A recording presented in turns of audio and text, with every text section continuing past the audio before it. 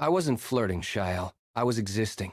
It's not my fault they find it captivating, I said, leaning against the stone railing. Why do you care anyway? I thought I was a squid whose face was offensive to your eyes. Shouldn't you be happy they're taking the burden of looking at me off your shoulders? I, she stammered, her sky-blue eyes darting around as she searched for a lie. I am an Asbel. My fiancé's reputation reflects on me. If you look like a philanderer, it makes me look like a fool. A villain is a villain, Shale. We don't care about philandering. We care about what's ours, I said, stepping into her space, forcing her to back up against the railing.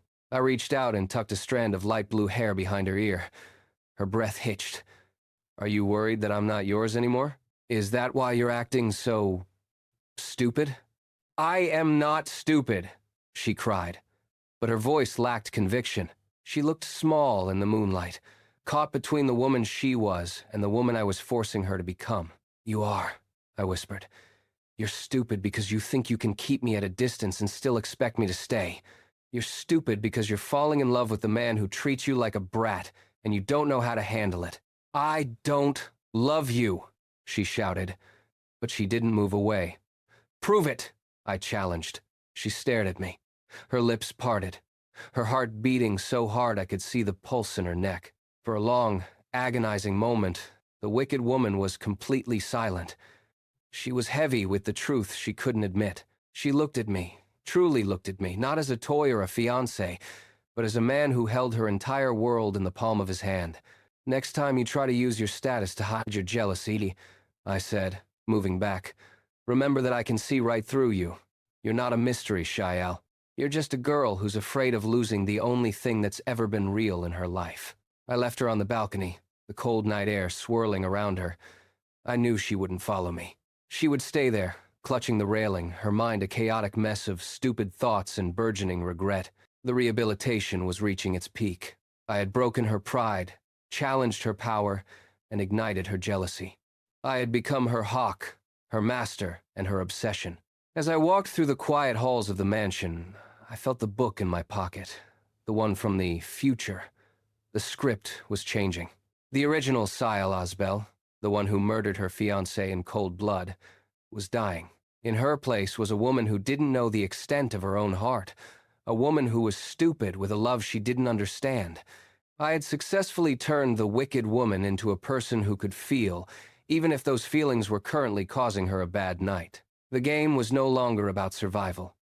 It was about the slow, delicious conquest of a soul. And as a villain, I found that I enjoyed this version of the story much, much more. The carriage ride to the Mage Tower was a masterclass in atmospheric tension, the kind of silence that didn't just hang in the air but seemed to press against the velvet upholstery. I sat across from Sael, watching the way the sunlight flickered across her pale features, illuminating the light blue hair that she had pinned up with a jagged, diamond-encrusted comb. She was leaning back, her arms crossed, trying to embody the title of the evil woman. She had spent the morning practicing a cold, aristocratic laugh in front of her vanity, a sound she believed would strike fear into the hearts of the mages we were about to meet. You look like you're preparing for an execution, Shael, I said, my voice cutting through the rhythmic clatter of the horse's hooves. Though I'm not sure if you're the executioner or the one about to walk the plank. Sael's eyes snapped to mine, the sky-blue irises shimmering with a defensive fire. I am an Asbel, Iran. In this tower, I am the one who dictates the atmosphere. If I choose to be evil today, the very stones of the Mage Tower will weep. And stop calling me that. It's far too familiar for a public outing. We're in a carriage, not a ballroom, I countered, leaning forward until I could see the faint, frantic pulse in her neck. And if you're going to be evil, you might want to work on your poker face. Your ears are turning pink again. A true villain doesn't blush at a mere comment from her fiancé. They are not pink, she hissed, though she instinctively reached up to cover them with a lock of hair. I was merely reflecting on how much I enjoy the thought of your eventual suffering. That is all. Is that why you've been carrying that ridiculous manual on seduction again? I caught the edge of a book poking out from her silk handbag. I thought we agreed that catfish and afternoon naps weren't exactly the hallmarks of a dark mistress. Sale snatched her bag away, her face flushing a deep, brilliant crimson that completely undermined her evil persona. That book is for research. To know one's enemy is to defeat them. And you, Aaron Baslet, are the most confusing enemy I have ever faced. As we approached the capital's central plaza, the social landscape shifted. We were no longer in the secluded safety of the Asbel estate. Here, the world was watching. We stopped at the great auction house, a pit of vipers where the wealthy came to bleed gold and the powerful came to display their dominance. Sael stepped out of the carriage first. Her chin tilted so high she was practically looking at the clouds. She wanted to prove she was evil, and in this world there was no better way to show malice than through the absolute destruction of someone else's bank account. The auction hall was a cavernous space of gold leaf and dark mahogany, filled with the scent of expensive perfume and the low hum of aristocratic gossip. As we took our seats in the private balcony, Sale's gaze swept over the crowd like a scythe. She spotted a minor countess who had once whispered a slight against her at a tea party 3 years ago. "Watch this, Iran," she whispered, her voice cold and hungry. "I'll show you what it means to sell one's soul for pride." A rare magical artifact, a pendant said to amplify water mana, was brought onto the stage. The bidding started at 500,000 gold. The countess, eager to secure her family's legacy, raised her paddle. 600,000! Sael didn't even look at the stage. She looked directly at the countess. 1 million. The room went silent. I leaned back, watching the predatory gleam in Sael's eyes. This was the Villainess Sells phase. She didn't want the pendant. She wanted the countess's despair. 1.2 million, the countess cried, her voice trembling. 2 million, Sael said calmly, her voice carrying across the hall like a death sentence. 2.5, 4 million. Sael didn't blink.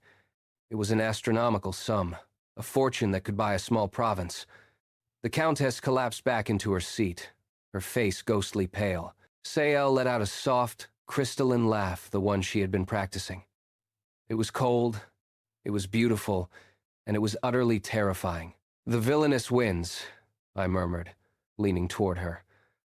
"But 4 million gold for a pendant you can't even use? That's not just evil, Shael, that's expensive. Gold is just metal," she replied, though I could see her hands shaking slightly with the adrenaline of the kill.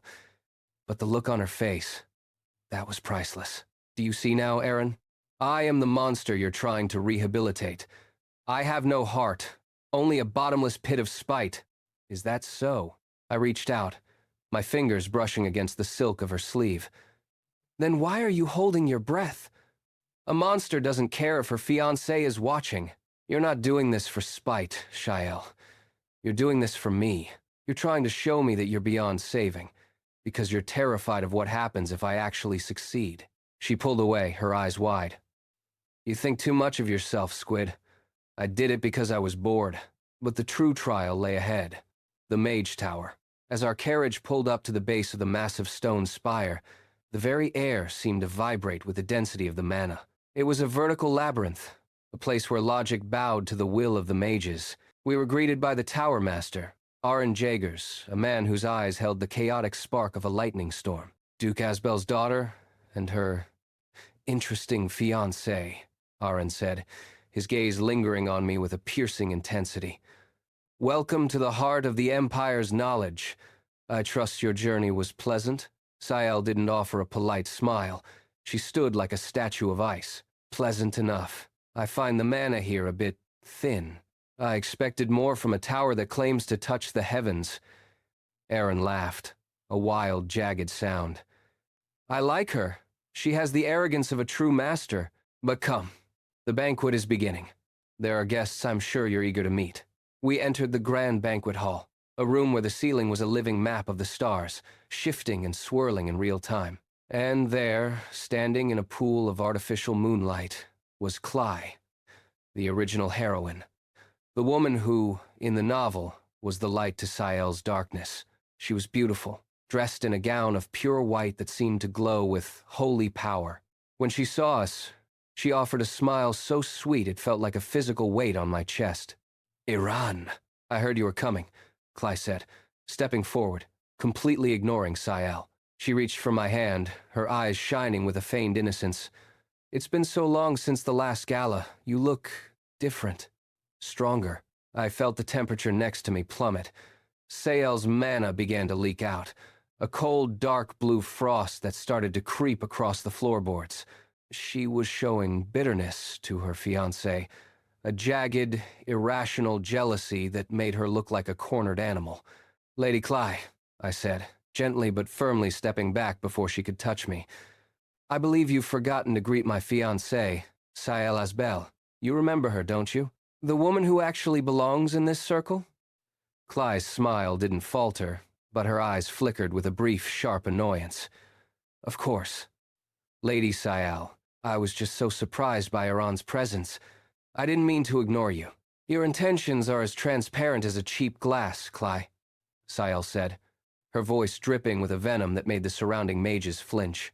"And your surprised face is a bit too rehearsed. Perhaps you should spend less time praying and more time practicing your acting." The social warfare had begun. Cly, sensing she was losing the ground, executed a clumsy maneuver. As a servant passed with a tray of wine, she stumbled, sending a glass of deep red liquid flying toward Sael's immaculate twilight dress. It was a classic heroine move, making the Villainess look like a screaming mess. But I was faster. With a surge of my own mana, I caught the glass in midair, the liquid hovering in a perfect, shimmering orb before I directed it back into the glass and set it calmly on a nearby table. The room went silent. "You should be more careful, Lady Cly," I said, my voice cold and echoing. "The floor is quite level, yet you seem to find it difficult to stand. Perhaps your holy power is weighing you down?" Cly's face flushed with a rare, genuine anger. I simply lost my footing. Thank you for your assistance, Iran." Sael was staring at me, her mouth slightly ajar. She had expected to be humiliated, but instead, I had turned the heroine's weapon against her. She didn't say thank you. Instead, her bitterness intensified. She grabbed my arm, her fingers digging into my bicep with a strength that would have bruised a lesser man.